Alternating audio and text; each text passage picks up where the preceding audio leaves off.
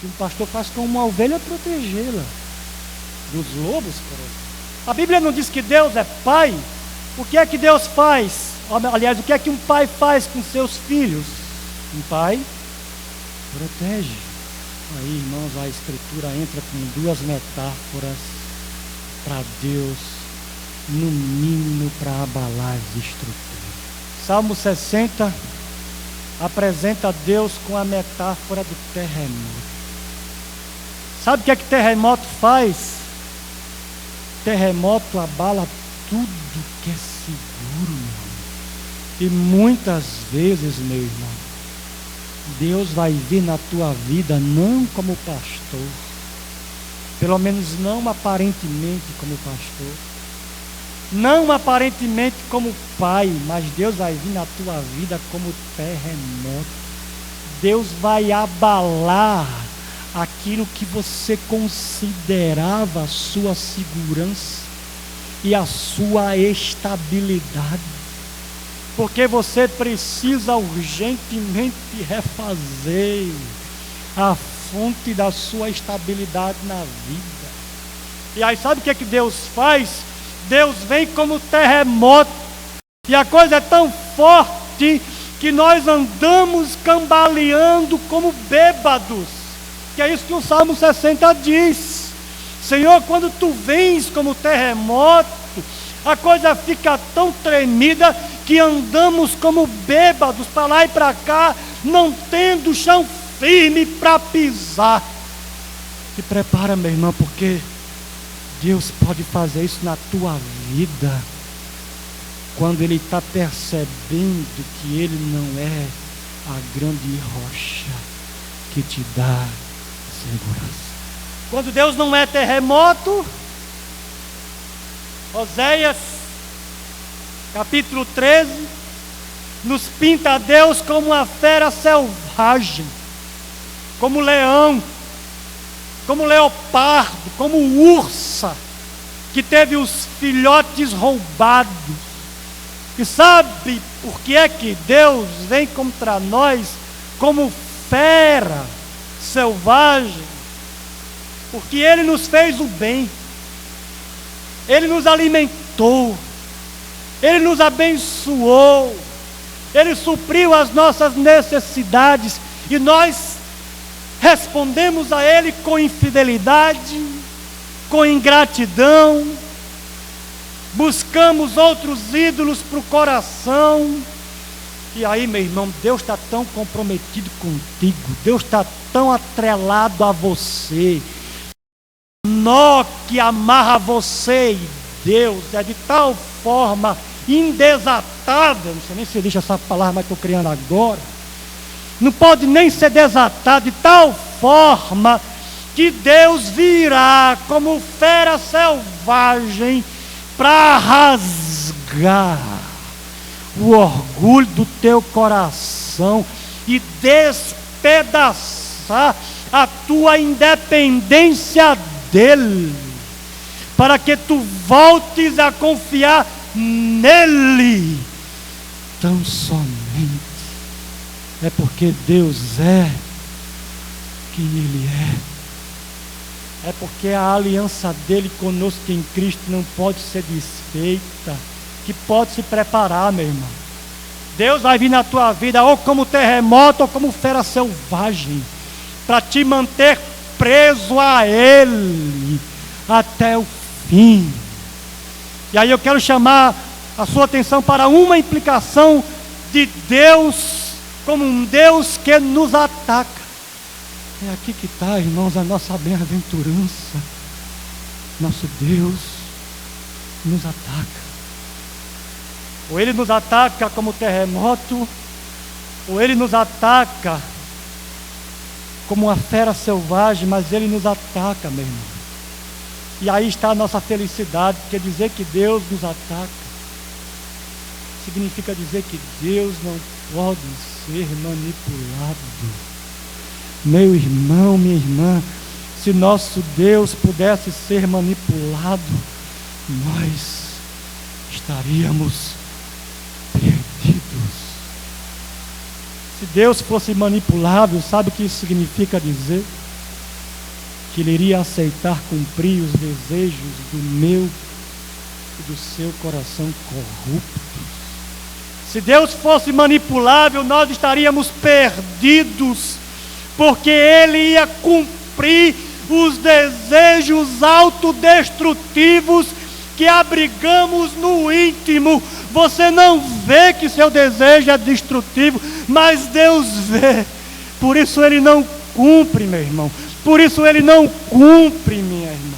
E eis aí a nossa bem-aventurança, é que a bondade de Deus só cumpre os desejos do nosso coração, como diz o Salmo 73, quando o nosso coração está batendo junto com o coração de Deus. Porque aí, meu irmão, os desejos que vão ser cumpridos, os teus desejos que vão ser cumpridos, vão te fazer o bem. É por isso que aqui está a bondade de Deus.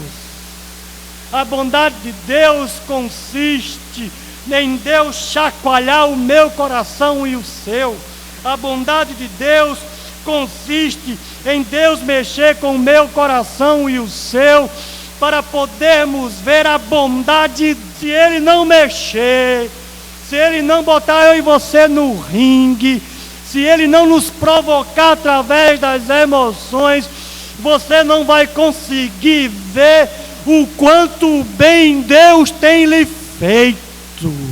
E talvez, meu irmão, a sua urgência mais rápida, mais necessária hoje, seja você ver a bondade de Deus por você. Para fazer isso, meu irmão, Ele não vai exigir, Ele vai te colocar no ringue. Os caminhos misteriosos de Deus vão provocar tuas emoções, e tu vai querer lutar com Deus, e é nessa luta que Deus vai abrir os teus olhos, meu irmão, para tu voltar a ver a bondade dele na tua vida. Bondade, como está no ponto 2 da nossa mensagem, colocados em meio ao sofrimento, pelos caminhos misteriosos de Deus, estamos em condição de apreciar, de valorizar, de louvar a bondade. Eis aqui algumas expressões dessa bondade. A bondade de Deus nos restaura. Salmo 23, refrigera a alma. Sabe o que significa refrigerar a alma? Deus nos faz voltar para Ele como o pastor que Ele é. Como o pastor que tem o cajado, que tem a curvinha. E quando a ovelha vai se desgarrando, ele usa o cajado e traz a ovelha de volta para o caminho. Bondade de Deus, meu irmão, é a razão pela qual você está aqui até hoje, enquanto tantos estão lá fora.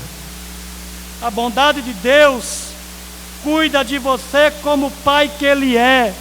Salmo 103, verso 13.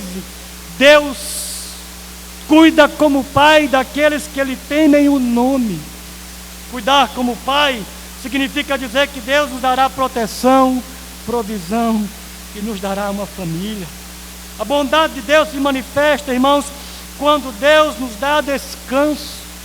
Salmo 131, verso 2, quando o salmista diz que fica nos braços de Deus como uma criança recém-amamentada. Eu não sei se você está como eu, nesses últimos dias que estava no final do prazo do meu mestrado, preguei pela graça de Deus no último dia. Eu estava de tal forma, irmãos, que eu já sonhava conversando com a orientadora. O negócio estava tão complicado para mim que eu já estava assim. Eu ia tentar tirar um cochilo, ver se eu conseguia dormir para voltar para estudar. Teve um momento que de um dia para o outro eu tinha estudado 13 horas, não aguentava mais ouvir, ler computador, ver tela de computador na minha frente, já estava só a orientadora conversando com ela. Eu não sei se o seu trabalho, às vezes você fica assim, você chega em casa, mas já chega pensando no trabalho no outro dia. Você chega em casa e a única coisa que o seu sono consegue fazer por você é fazer você sonhar com o trabalho do outro dia. Você está assim, meu irmão? Deus te convida a te colocar nos braços dele como criança para ser amamentada e descansar no cuidado dele. É assim, é descansar, é chegar a um ponto que não é mais meu trabalho, não é mais meu esforço, não é mais a minha capacidade, é Deus. Aliás, Piper já disse que uma das razões pelas quais Deus coloca eu e você para dormirmos 8 horas por dia pelo menos, é para entendermos que parte da coisa é divina, é o cuidado de Deus, é Deus que vai de fato intervir. Deus nos dá descanso. Bondade de Deus nos enche. Salmo 107, verso 9. Deus satisfaz o sedento e enche o faminto. Por fim, a bondade de Deus nos glorifica. Salmo 8, verso 5. Quando meditando sobre o que Deus quer com o homem, Davi diz: de glória e de honra o coroaste. E aí o autor de Hebreus, irmãos, aplicando isso a Cristo, nos faz entender que a consumação dessa glorificação está no céu. Você quer honra, meu irmão? Você quer respeito, meu irmão? Você quer ficar livre de desprezo, meu irmão? Saiba que o céu lhe aguarda para lhe dar tudo isso. E o céu é certo, porque o nosso Deus há de nos glorificar. E aí eu quero concluir, voltando para o texto que nós lemos. Jó 40, verso 6. Você sabe por que Deus está falando com Jó aqui numa tempestade? Porque aquela tempestade na qual Deus se revela para Jó é uma parábola da própria experiência de Jó. Aquela tempestade, irmãos, foi onde o próprio Deus havia colocado Jó. Porque tem coisas que eu e você só vamos entender sobre Deus se Deus nos colocar na tempestade. É só nela que eu e você vamos ter ouvidos para ouvir o que Deus tem para dizer e olhos para ver a glória de Deus como nós devemos ver. Por isso, irmãos, que ao final Jó diz: antes eu te conhecia só de ouvir, agora os meus olhos para Jó ver Deus.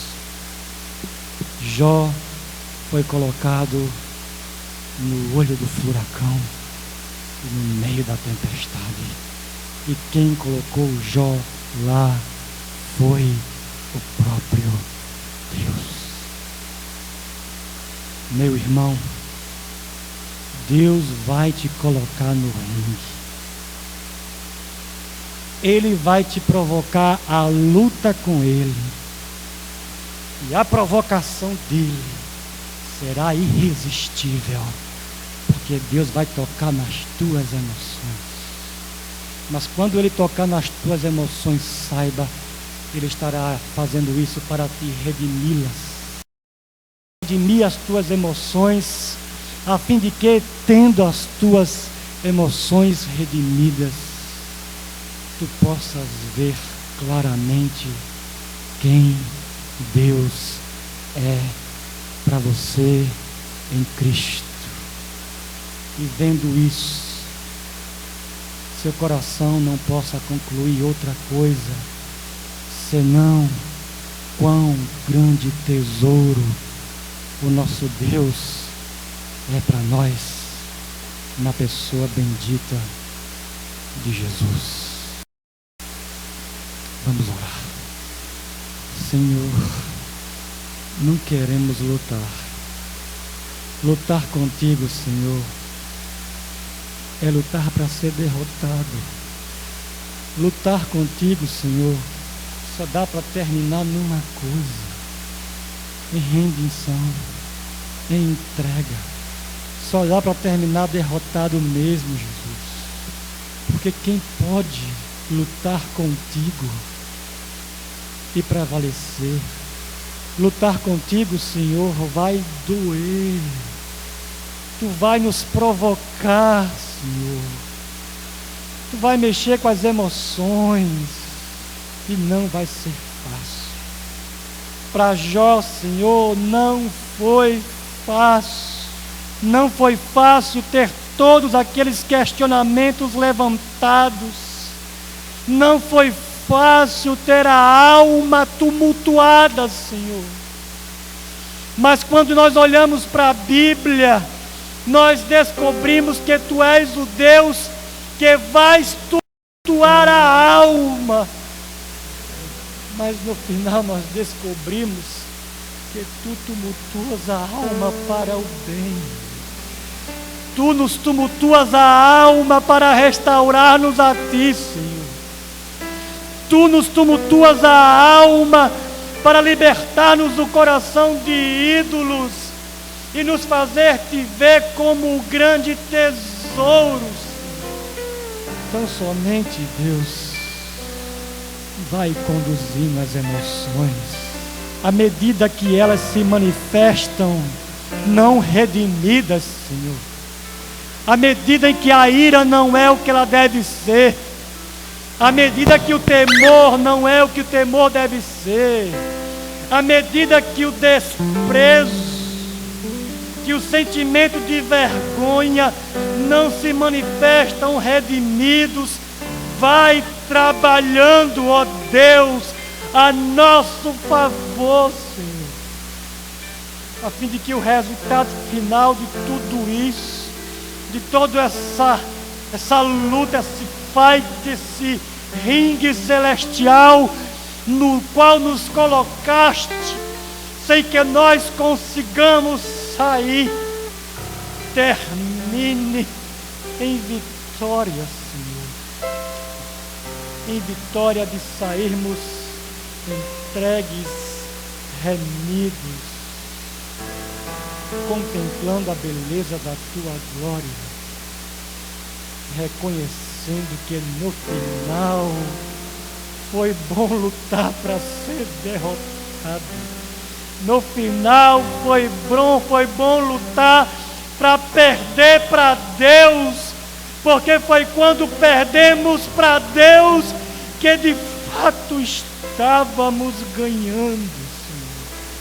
Nos faz entender isso, porque certamente é assim que a luta contigo vai terminar. Vai terminar na vitória de contemplar a Tua glória como ela deve ser contemplada. Eu te imploro que assim nos conduza, Senhor, quando nos colocares no Teu ringue, em nome de Jesus. Em nome de Jesus. Amém.